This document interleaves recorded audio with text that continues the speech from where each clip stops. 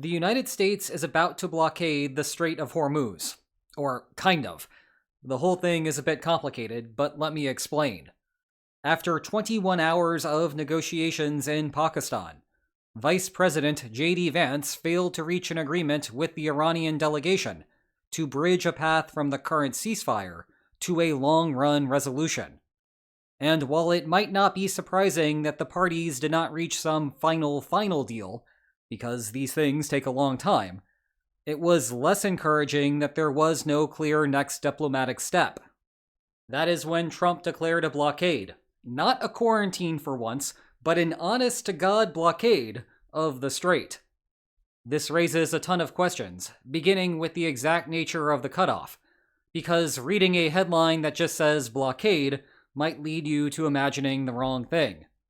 Then we will examine how the United States would physically go about doing this, the effects that the blockade will have on the currently paused Iran war, and the escalation risks that could arise with other countries.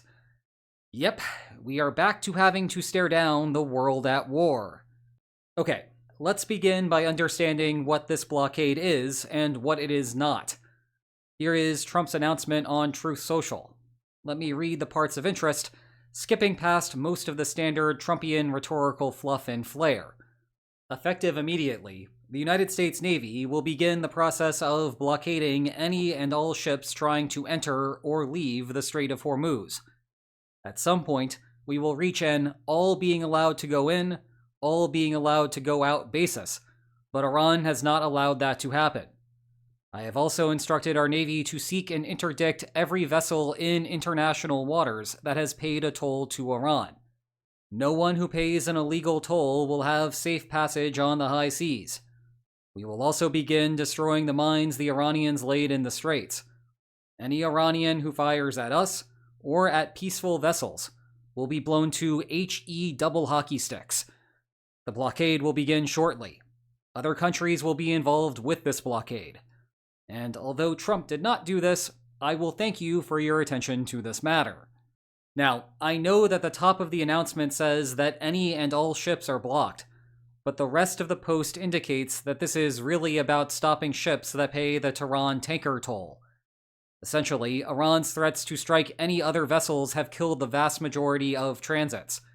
The US blockade is designed to prevent the remaining ships from paying Iran's protection fee. If a Saudi oil tanker somehow slipped through, not trying to say that this is a good idea, but if it did somehow slip through, there is no world where the United States would stop it. Meanwhile, blockade in all caps draws a lot of attention, but the part about chasing down vessels that have paid the fee is as big of a strategic point. Data on this remains spotty, but there may be about a dozen tankers that have gone through the strait since Tuesday's ceasefire announcement. That will immediately keep the US Navy occupied.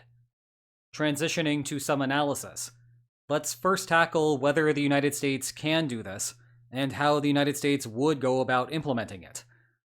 The weather question is easy. Yes, this is not that hard to do, conditional on having the world's best navy and the willingness to commit the assets.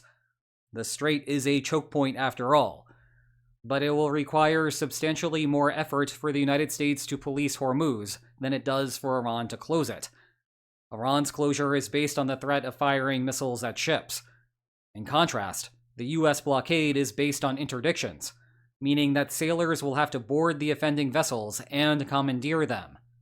The other tricky part is that Iran benefits from having territory directly on top of the narrowest part of the choke point. To minimize the Navy's risk, CENTCOM will want to place its assets considerably further southeast, within the Gulf of Oman. But a bigger gap necessitates more coverage.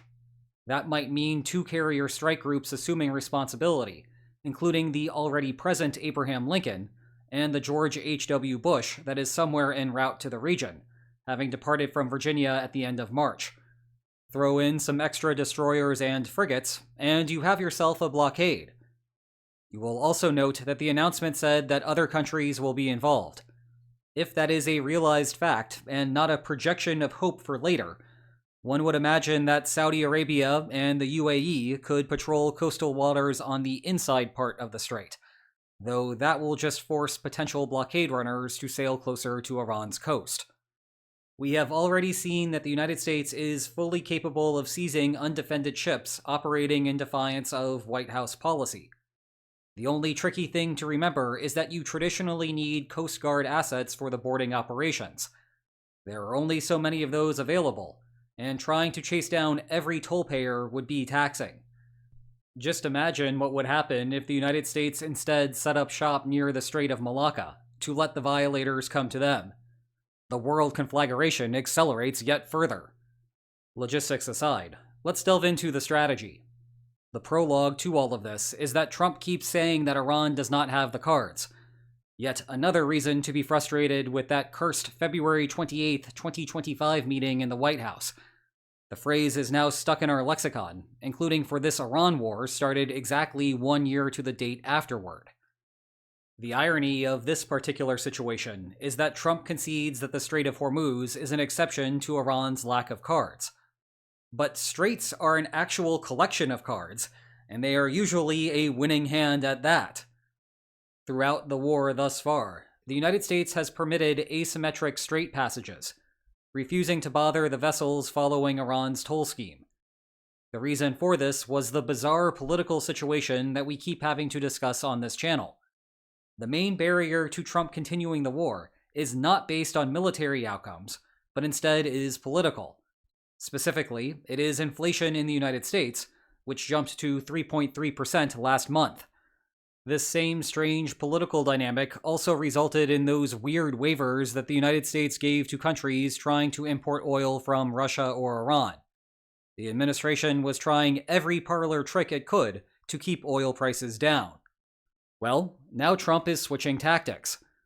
If this blockade comes into effect, oil prices will likely increase again. With fewer tankers on the global market, supply goes down, and prices go up.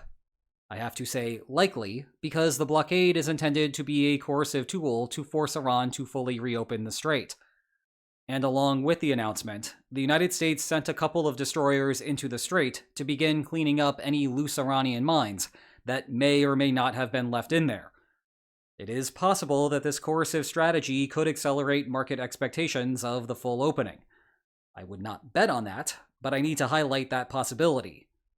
Same thing goes for the market looking at those mine clearance operations as the first step of instituting tanker escorts, and trying to decide when the United States might initiate those operations. Zooming out, the White House has adopted a less escalatory step following the lack of clear progress in this round of negotiations. The more obvious thing to do would have been to resume bombing. I was originally planning to use today to discuss who benefits more from a short-term ceasefire, but I guess we will have to revisit that later. Instead, the Trump administration is trying to turn the strait shutdown from a one-way benefit for Iran to a true nuclear option. There will clearly be further political punishment from inside of the United States, but I am not sure how far Trump is away from his polling floor. Despite everything happening in Iran, and despite all of the commentary that you see on social media about the problems with the situation, Trump somehow retains an approval rating in the high 30s. I have also previously raised the possibility that Trump does not care at all about his polling numbers, given that he is term limited in 2028.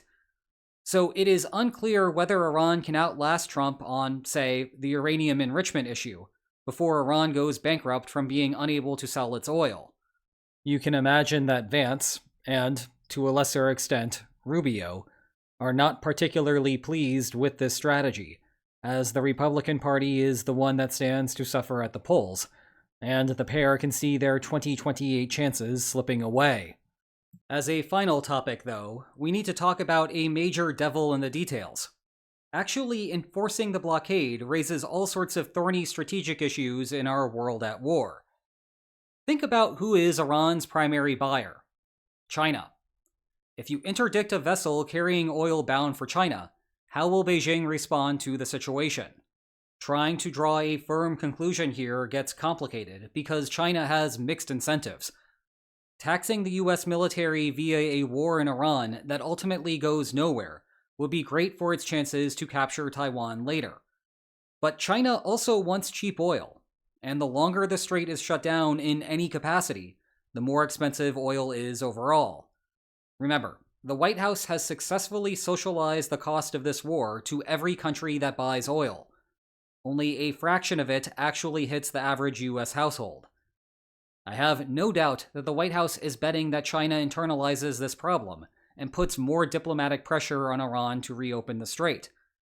Remember that, less than a week ago, China was doing the same regarding a ceasefire. Of course, China was also looking into sending Iran arms shipments, so this cuts both ways. The alternative is that China begins trying to escort tankers through the strait. Just what we need, the PLAN and the US Navy watching their ships pass right by each other. Then again, an analogous version of this is already happening. Russia now sends military escorts to watch its tankers pass by the United Kingdom. 2026 is great!